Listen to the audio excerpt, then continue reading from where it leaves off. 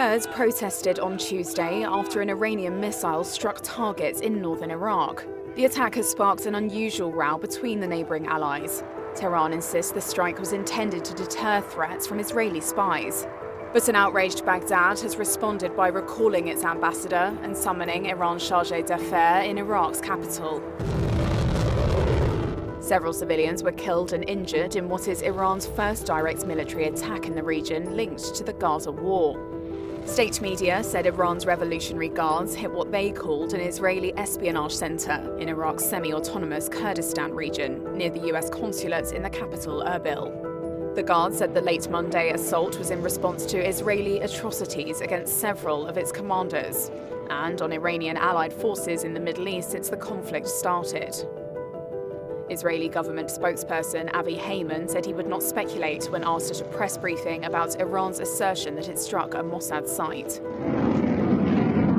Iraqi Kurdish Prime Minister Masroor Barzani spoke on the sidelines of the World Economic Forum. What's surprising, we are not a part of this conflict. We don't know why Iran is retaliating against civilians of Kurdistan, especially in Erbil. We have no animosity towards any of our neighbors, especially Iran. This has been another attack that in the past few years there have been other attacks also against Kurdistan. We don't know what the reasons are, but all of the allegations that they have made are baseless. The strike deepens concerns about widening and worsening instability across the Middle East. The war between Israel and Hamas, which started on October 7th, has seen Iran's allies enter the fray from Lebanon, Syria, Iraq and Yemen. There's also worry that Iraq could once again become a theatre for regional conflict.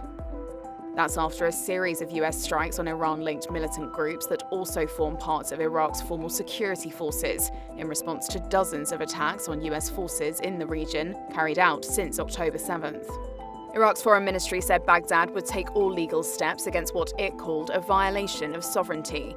Tehran said it respected the sovereignty and territorial integrity of other countries, but it was its legitimate right to deter national security threats.